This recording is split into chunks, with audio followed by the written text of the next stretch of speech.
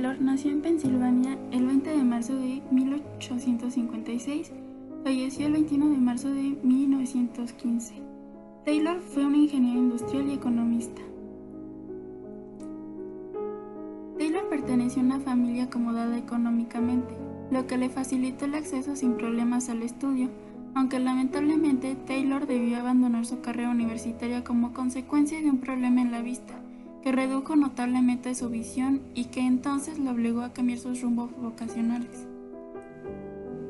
Comenzó a trabajar como obrero en una empresa de Filadelfia, en tanto su formación y aptitudes hicieron que pronto dejase de ser un simple obrero para pasar a dirigir un taller de maquinaria. La administración científica surge en 1903 en Francia, pero ¿qué ocurre en esta época? Henry Ford funda la compañía Ford Motor Company. También se hace el primer vuelo sostenido y propulsado de un avión con motor. Y París y Roma quedan unidas por una línea telefónica. El enfoque era la producción. Su objetivo principal consiste en eliminar el desperdicio y las pérdidas. Taylor concluyó que era posible la organización de las tareas con el objetivo de reducir al mínimo los tiempos muertos, que normalmente surgen a razón de desplazamiento de los trabajadores o por los cambios de actividades o herramientas. Para Taylor, el humano era un activo más de la empresa. El resultado de Taylor, después de analizar una forma de implementación científica, fue que existen tres tipos de limitantes de la producción. El sofisma, que se refiere al erróneo pensamiento que una máquina puede traer consigo que un gran número de trabajadores se queden sin trabajo. Deficientes sistemas de administración. Consistía en el trabajo lento de sus trabajadores. ¿Para qué trabajar rápido si mi compañero trabaja la mitad y gana lo mismo que yo?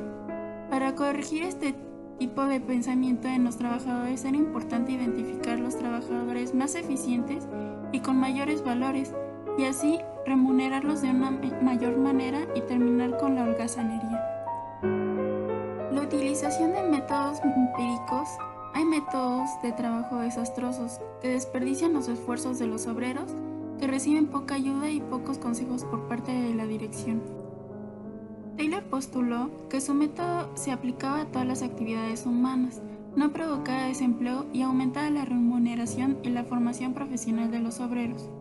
El principio de la planeación debe ser realizado por un equipo de especialistas. Este estudio dará lugar a la creación de una oficina o servicio de métodos de trabajo. Se definirán los procesos operativos más económicos y se establecerá la cantidad de trabajo que debe realizar un obrero, colocando en condiciones óptimas. Si el obrero obtiene esa cantidad, debe percibir un salario muy alto. El principio de la preparación. Taylor recomienda una selección sistemática según las aptitudes y estima que cualquier trabajador puede resultar excelente para por lo menos un puesto de su trabajo. Principio de control. Una manera de manejar el trabajo realizado por los operarios, llevando así un proceso de supervisión. Principio de ejecución.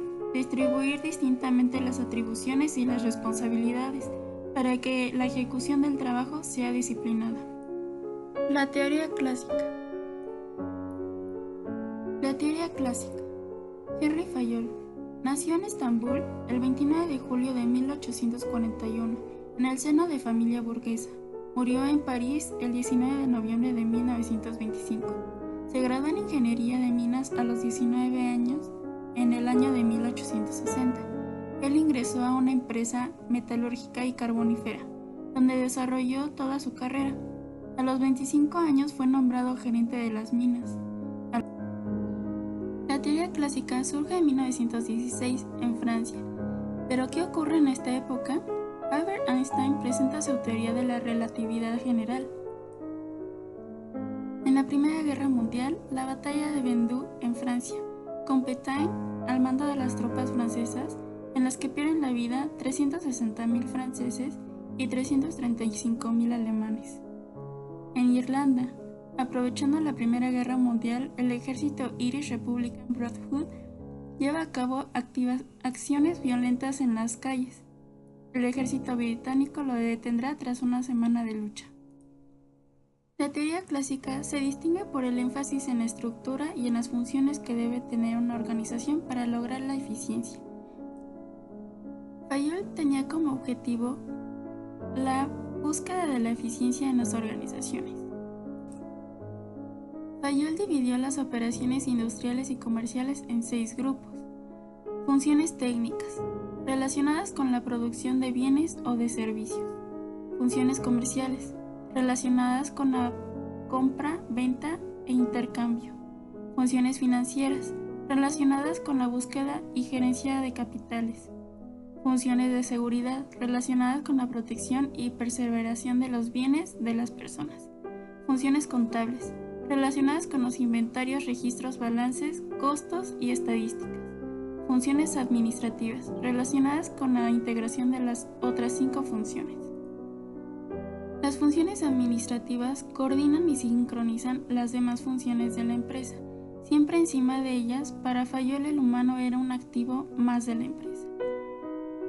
Planeación involucra la evaluación del futuro y el aprovechamiento de la función de él. La organización proporciona todas las cosas útiles al funcionamiento de la empresa y puede ser dividida en organización material y social. Dirección conduce la organización a funcionar.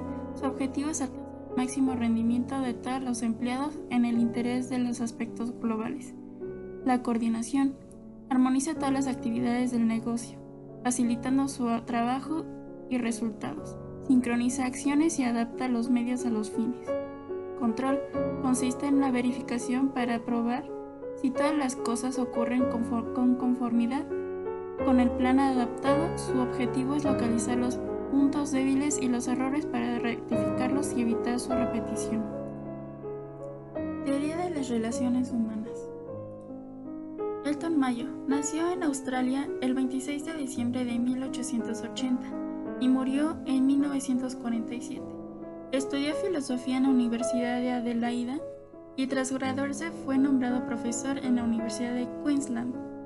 En 1926 se trasladó a la Escuela de Negocios en Harvard. Fue allí donde realizó sus estudios importantes, la investigación de Hawthorne, que empezó en 1927 y se extendió por más de 5 años. La teoría de las relaciones humanas surgió en Estados Unidos entre 1924 y 1932 como consecuencia inmediata de los resultados obtenidos en el experimento de Hawthorne. Fue básicamente un movimiento de reacción y de oposición a la teoría clásica de la administración. Pero, ¿qué ocurre en esta época? En Estados Unidos, el Ku Klux Klan desencadena una ola de violencia racial. Adolf Hitler es condenado a 5 años de cárcel por alta traición al intentar deponer por la fuerza el gobierno bárbaro el 8 de noviembre anterior. En México, Plutarco Elías Calles asume como presidente de México. Esta escuela se caracteriza por su enfoque humano en la administración. Con esto llegaron a la conclusión de la eficiencia industrial, es decir, el rendimiento en el trabajo no solo depende de la materia de organización y racionalización, sino también de un problema motivacional, satisfaccional y entusiasmo personal. El estudio de la opresión del hombre a manos del abusador en desarrollo de la civilización industrial fue la prioridad de la teoría de las relaciones humanas, dos aspectos básicos que ocuparon otras tantas etapas de su desarrollo. El análisis del trabajo. Esta selección científica se basaba en pruebas.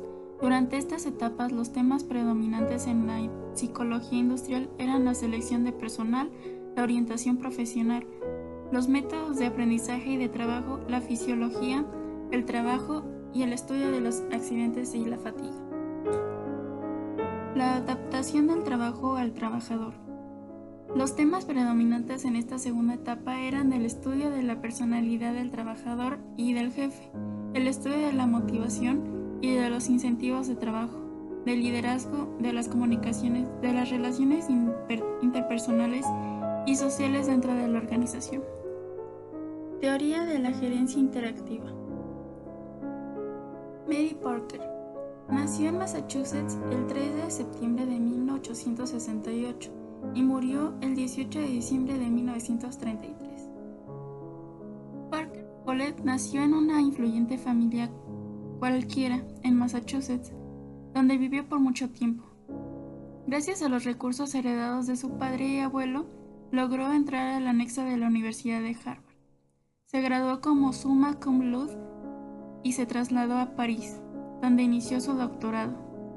Trabajó como teórica en administración y la política, introduciendo frases tales como resolución de conflictos, poder y autoridad. La teoría de la gerencia interactiva surge en Estados Unidos en 1925. ¿Pero qué ocurre en esta época?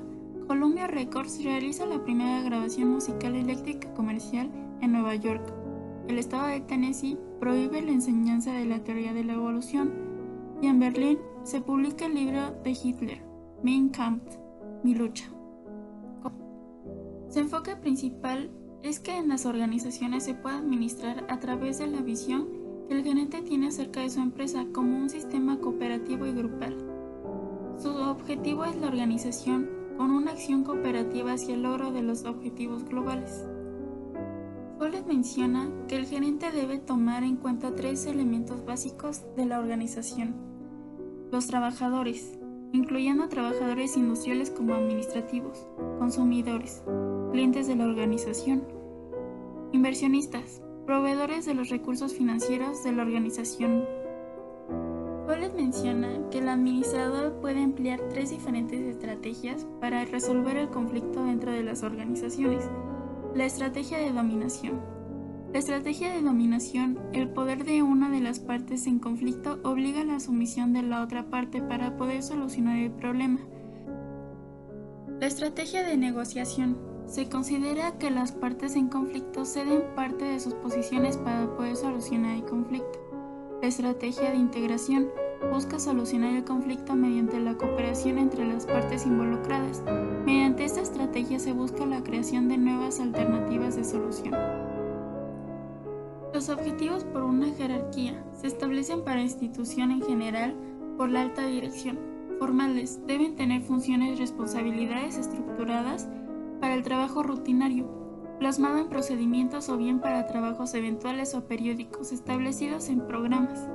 Informales, un gran número de actividades las llevan a cabo el responsable de cada unidad, aunque no en su obligación formal debido a dinámica de la empresa.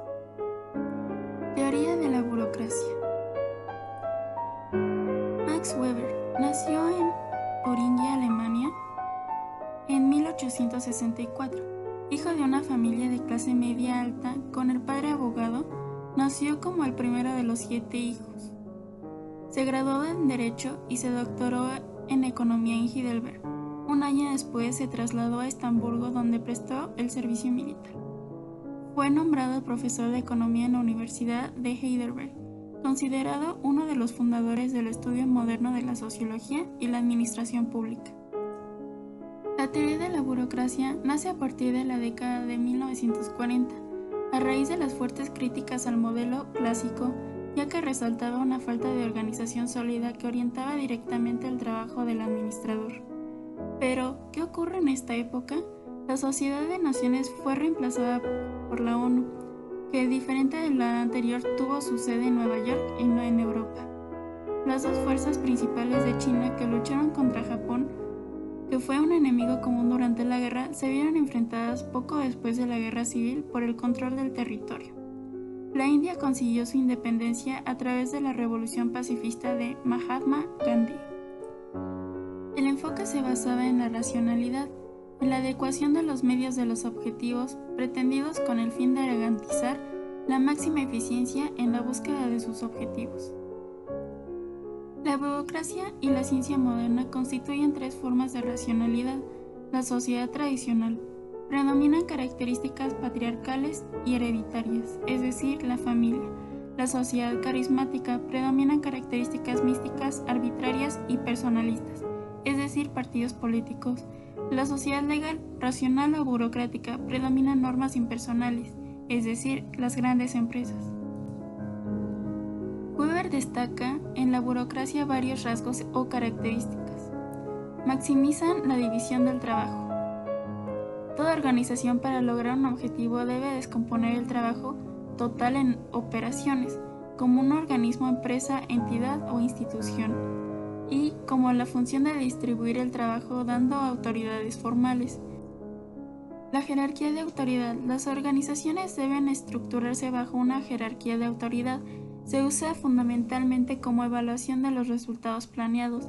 Se funda en la certeza del conocimiento de los superiores y los subordinados de la escala jerárquica. Determinación de reglas, que destaquen la responsabilidad y la labor, la cual debe estar regida por reglas abstractas que emanen la dirección general para lograr la uniformidad y coordinación de la ejecución de toda la organización. La impersonalidad en las relaciones. La obediencia del subordinado hacia el superior es impersonal, se obedece al cargo que éste ocupa. La burocracia necesita garantizar su continuidad a lo largo del tiempo. Las rutinas y procedimientos estandarizados.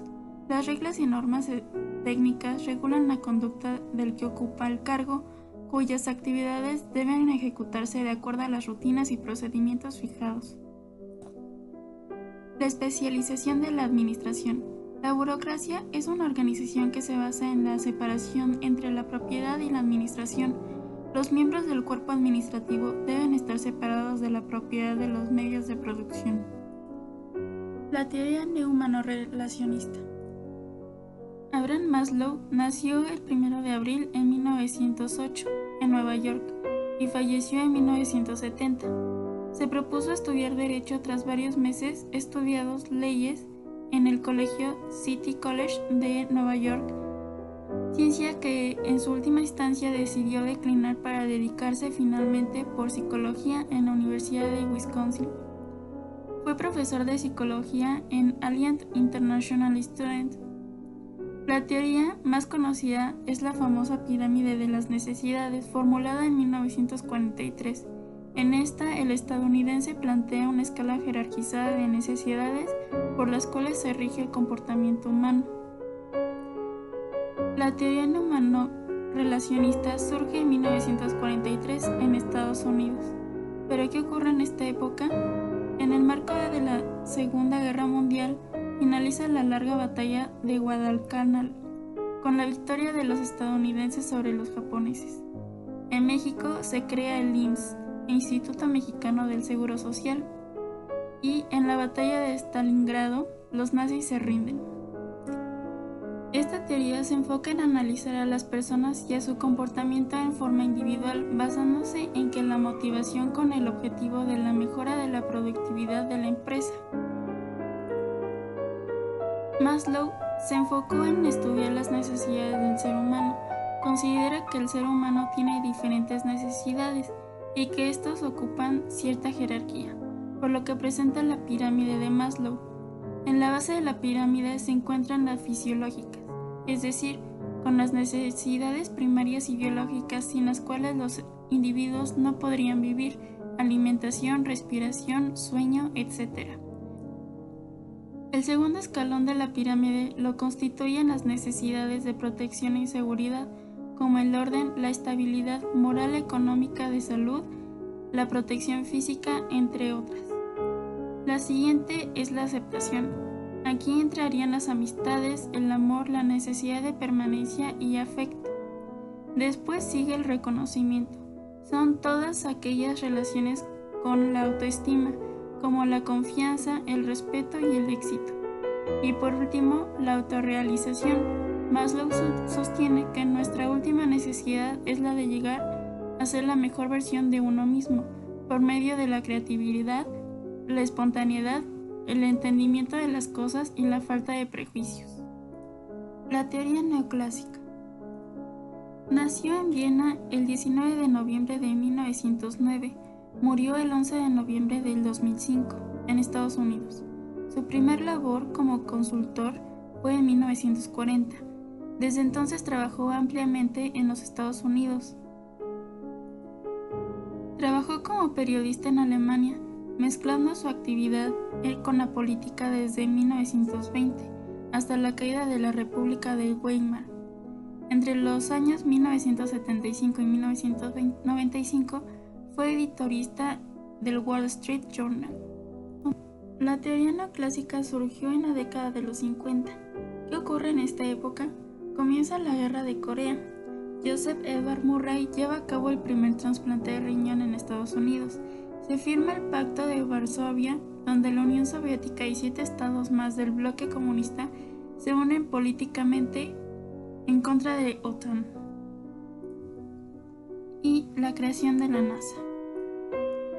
Drucker, en la teoría neoclásica, retoma la teoría de Taylor y Fayol, donde toma un enfoque en orientar, dirigir y controlar los esfuerzos de un grupo de individuos para lograr un fin común con un mínimo de recursos y de esfuerzo, y con la mayor interferencia con otras actividades útiles.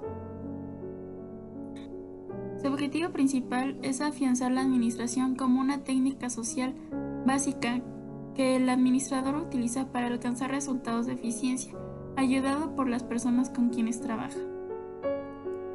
Las características de la teoría neoclásica. La práctica de la administración. La teoría neoclásica se caracteriza por hacer gran énfasis en los aspectos prácticos de la administración, por el pragmatismo y por la búsqueda de resultados concretos. La reafirmación relativa de los postulados clásicos. El enfoque neoclásico utiliza con mayor parte el concepto clásico, estructurado de la organización lineal, funcional y lineal staff, relaciones de línea y asesoría, problema de autoridad y responsabilidad. Los aspectos generales de la administración. Estos cumplen un papel equivalente al de las leyes en las ciencias físicas, pues buscan demostrar una relación causa-efecto. Los objetivos y en los resultados. La organización debe estar determinada, estructurada y orientada en función a estos. Los resultados deben alcanzarse con medio de evaluar el desempeño de las organizaciones. Los objetivos son valores buscados o resultados deseados por la organización. El electricismo de la teoría clásica. Los autores neoclásicos, a pesar de basarse mucho en la teoría clásica, son ampliamente eléctricos, es decir, reúnen lo que le parece verdadero, útil de varias teorías, y de esta manera recogen el contenido de casi todas las teorías administrativas. De la teoría de las relaciones humanas se basaba y hacía énfasis en la organización informal, las dinámicas de grupos, de comunicaciones y liderazgo. De la teoría estructuralista retoma la importancia de las relaciones de la organización y el ambiente externo, el estudio comparativo de las organizaciones a través de sus estructuras. La teoría neoclásica refiere a unos principios generales que Drucker enfatiza. La división del trabajo. El trabajo consiste en descomponer un proceso complejo en una serie de pequeñas tareas. Especialización. La especialización permite incrementar la cantidad y la calidad de la producción.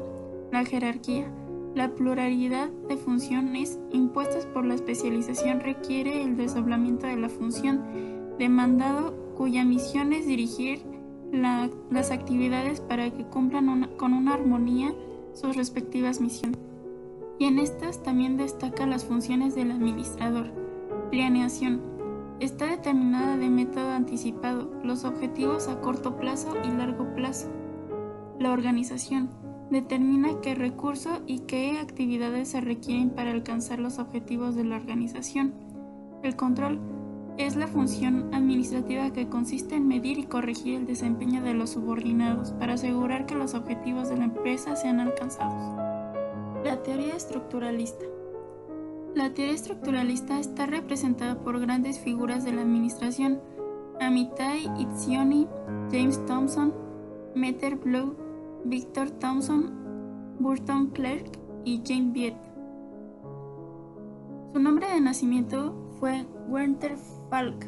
Nació en Colonia, Alemania, el 4 de enero de 1929. En los años 30 tuvo que huir a Israel, donde estudió en la Universidad Hebrea de Jerusalén. Obtuvo el doctorado en Sociología en la Universidad de California en Berkeley y fue profesor de Sociología en la Universidad de Columbia durante 20 años. Esta corriente aparece a fines de los años 50 y está integrada por un grupo de psicólogos y sociólogos que se dedican a estudiar el comportamiento humano. ¿Pero qué ocurre en esta época? El satélite artificial soviético Sputnik 2 lleva a bordo la perrita Laika. triunfa la Revolución Cubana encabezada por Fidel Castro. La formación de la organización terrorista ETA y la Declaración de los Derechos de los Niños por la Asamblea General de las Naciones Unidas. La teoría estructuralista significa un desdoblamiento de la teoría de la burocracia y una ligera aproximación a la teoría de las relaciones humanas. La corriente estructuralista se enfoca principalmente en equilibrar los recursos de la empresa, prestando atención tanto a su estructura como al recurso humano. Es una corriente que tiene como objetivo principal estudiar los problemas de la empresa y sus causas, prestando especial atención a los aspectos de la autoridad y comunicación. Esta corriente considera que hay 4 elementos comunes a todas las empresas: la autoridad. Todas las organizaciones cuentan con un grupo de personas o persona que tienen a su cargo la dirección de otras. La comunicación, en mayor o menor grado, en las empresas se da para lograr los objetivos. La estructura de comportamiento. Este elemento se refiere a la división del trabajo, a la forma en cómo funcionan las empresas y al comportamiento del personal. La estructura de formalización consiste en estudiar las formas, las reglas y las políticas bajo las que está trabajando la empresa. Para los estructuralistas, la sociedad moderna e industrializada es una sociedad de organizaciones de las cuales el hombre depende para nacer, crecer, vivir y morir. Las organizaciones pasaron por un proceso de desarrollo a lo largo de 4 etapas, que son: etapa de la naturaleza.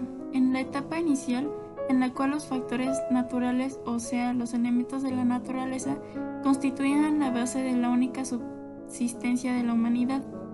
La etapa del trabajo. Esta consistía en la forma de organización de la sociedad. La etapa de la capital. Esta es la etapa tercera, en la cual la capital prepondera sobre la naturaleza y el trabajo, transformándose en uno de los factores básicos de la vida social. La etapa de la organización. La naturaleza, el trabajo y el capital se someten a la organización. La teoría X y Y. Douglas MacGregor, nacido en 1906 en Detroit y murió en 1964, trabajó como peón de playa en una estación de servicio de Buffalo. Llegando a supervisor del distrito de Detroit, fue profesor de la Escuela de Gestión Sloan del MIT de Administración y presidente de Anoich College. Obtuvo una licenciatura en Ingeniería Mecánica del Rango Institute of Technology, una licenciatura en Psicología de Wayne State University. Luego obtuvo una maestría y un doctorado en Psicología Experimental en la Universidad de Harvard. La teoría X y Y surge en Estados Unidos en la década de los 60. ¿Pero qué ocurre en esta época? En los años 60 se asiste en los momentos del mayor conflicto político entre los bloques formados por Estados Unidos y la Unión Soviética, en la llamada Guerra Fría, que surgió en el término de la Segunda Guerra Mundial. Momentos de enorme tensión se produjeron a través del derribo del avión espía norteamericano U-2 sobre territorio soviético y durante la conocida como Crisis de los Misiles. También es una década en donde se produce gran cantidad de asesinatos políticos, siendo ejemplo de ellos la muerte de John F. Kennedy, Martin Luther King, Robert F. Kennedy. El enfoque conductista de la teoría X y Y partía de los conceptos en cuanto a la posibilidad de ordenar las relaciones para beneficio de las organizaciones. El objetivo central era el descubrir las limitaciones que tiene la racionalidad humana, parte del hombre administrativa donde se identifica al ser que se comporta con relativa racionalidad y busca obtener resultados satisfactorios.